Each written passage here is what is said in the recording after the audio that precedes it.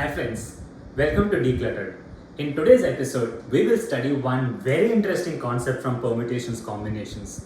Now, some of you might ask why we are studying this concept even if it is not part of the JEE syllabus.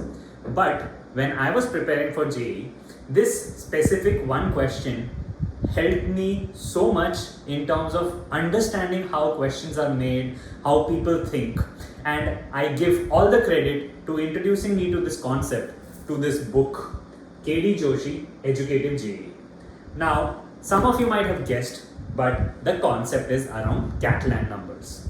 Let me give you the question, think about the question, and then we will discuss how this question is applied in some other kinds of questions where it becomes useful, and then we'll discuss the solution to this question. The concept that I'm talking about is Catalan numbers.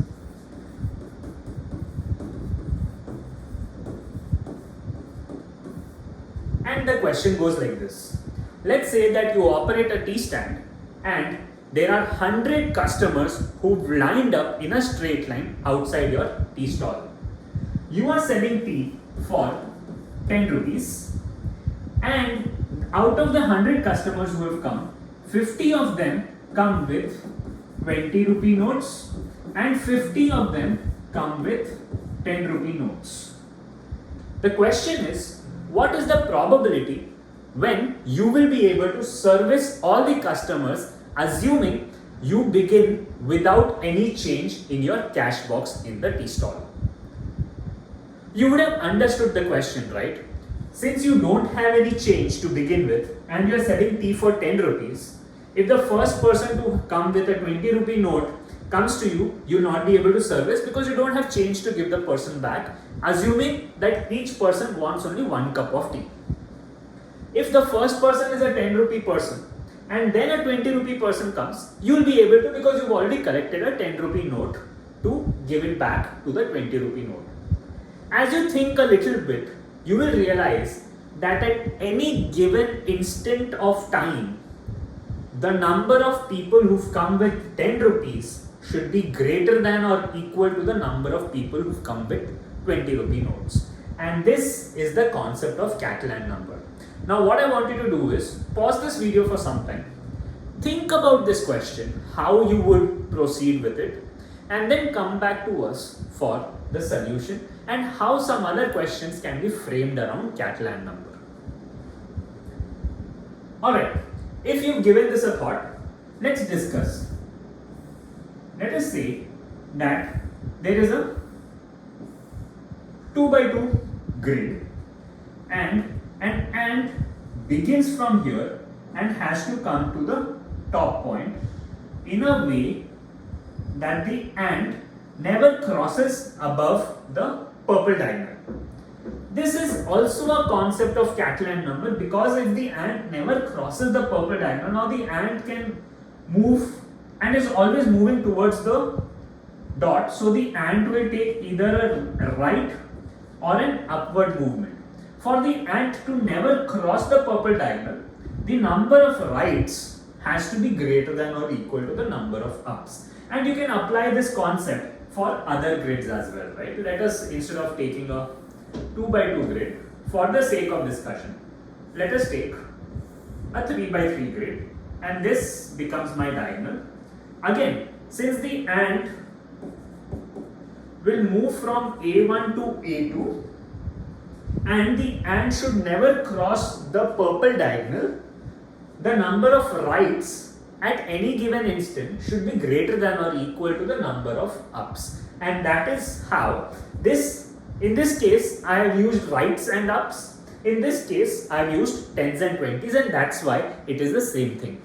Let's look at one more way in which Catalan number becomes applicable, right? Let us say you have 4 brackets, opening brackets, and you have 4 closing brackets. Now this is a balanced order because for every closing bracket there is an opening bracket. Let's look at one more example, right?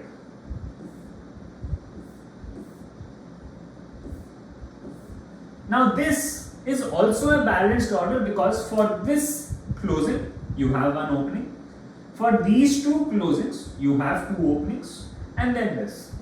These two are balanced. Let's for the time being study one unbalanced.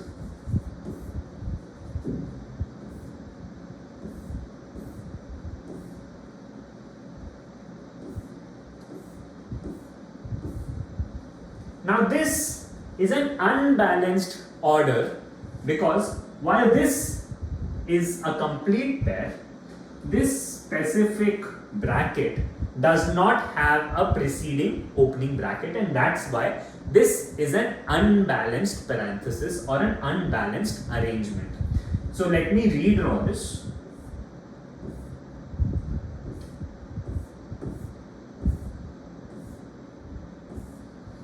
And that's why this is an unbalanced parenthesis. Let's understand a couple of things before we go on to addressing this problem.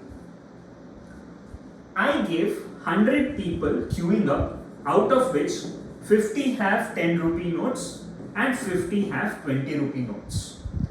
If there were 51 people who had 20 rupee notes and 49 people who had 10 rupee notes, no matter what the arrangement, you would not have been able to service because there would be one extra person with a 20 rupee note who you would not have had the change for. So if the number of people who've come with a 20 rupee note is greater than the number of people who've come with a 10 rupee note, you will not be able to service that. And the same thing applies here, right? If the number of closing brackets are greater than opening brackets, you will not be able to close all the brackets. So that's point number one. If the number of 10 rupee people are more than 20 rupee people, I'm fine, I'll be able to service everyone. But again, the order will matter. In this case, we have taken equal, right? Alright, now let us come and understand how to do this. As I had shown on the previous page,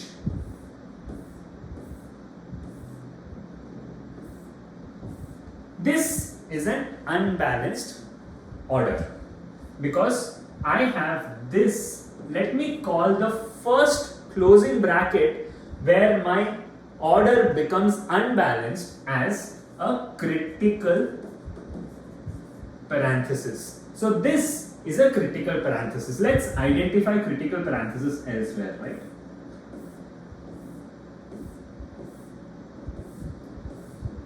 Now this is a critical parenthesis in this because it's starting with a closing bracket.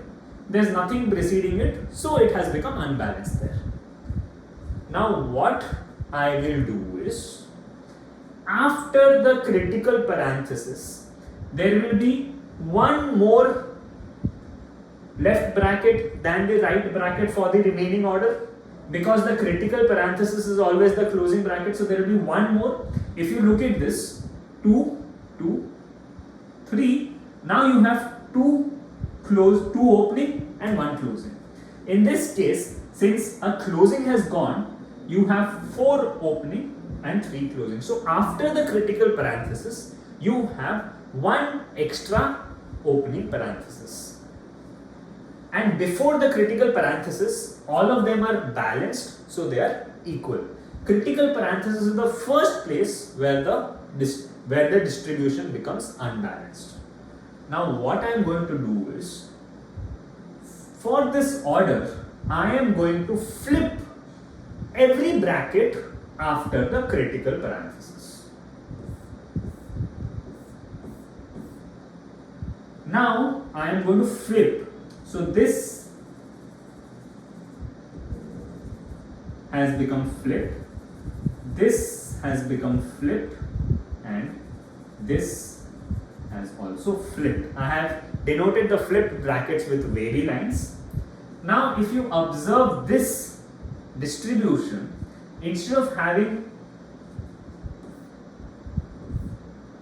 4 and 4, in this I have 3 and 5. And you will realize that such a distribution can never be balanced. You understand that, right? Because now I have more number of closing parenthesis or right parenthesis which I can never balance. What are the total number of distributions that are possible when I had 4 and 4? 8 factorial by 4 factorial, 4 factorial. When 4 plus 4, 8. 4 are of one type, 4 are of one type. This is the total distribution possible when I had 4 and 4.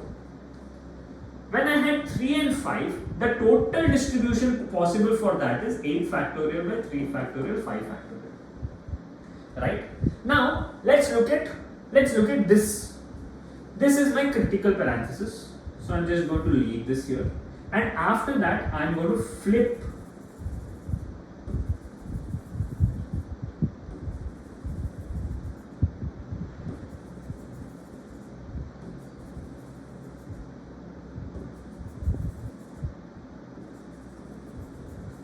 and now again, if you see, I have 3 opening and 5 closing, and this is also unbalanced. So what I am trying to tell here is, an unbalanced order or distribution, when you have equal number of opening and closing, is equivalent to one of the orders of distribution when you have one more closing and one less opening. Now, this corresponds to this. How? What I am going to do is, I will look at this distribution. When I come to the first bracket where my distribution has started becoming unbalanced, I will leave that. Everything after that, I will flip back so I get my original order. Same thing in this. This is my first unbalanced, I will leave that. Everything after that, if I flip back, I will get my original distribution. So the point that I am trying to make is, an unbalanced distribution, 8 factorial by 3 factorial, 5 factorial, all the distributions are going to be unbalanced. But every distribution corresponds to one unbalanced distribution of 4 and 4 brackets. If this point is clear to you, that has solved the problem, because this is my total, this is unbalanced.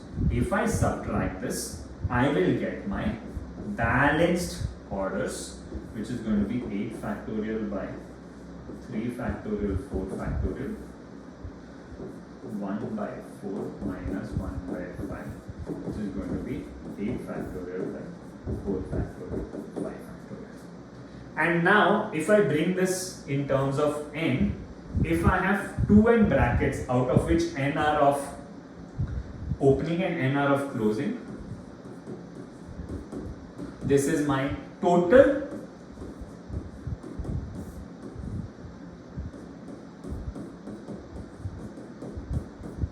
This is my unbalanced, and my balanced is going to be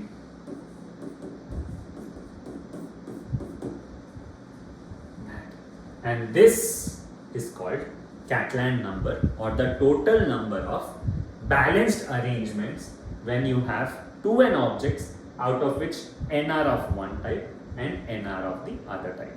And that's the concept. So in this case, where you are the chaiwala with 50 rupee notes, 50 10 rupee notes and 50 20 rupee notes, the total number of balanced arrangements are 100 factorial divided by 50 factorial into 51 factorial. That is the balanced. And since I asked the probability, which is going to be 55, which is going to be 1 by 51. I hope you loved this concept. If you did, do like, share and subscribe, and do comment in for a better outreach.